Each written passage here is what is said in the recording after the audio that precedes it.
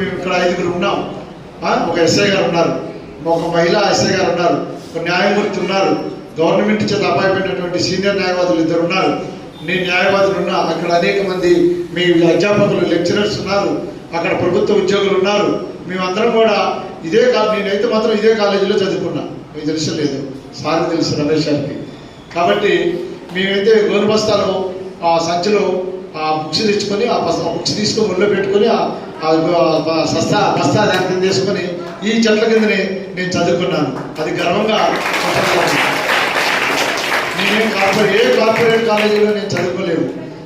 ఏ corporate కాలేజీలో చదువుకోలేదు.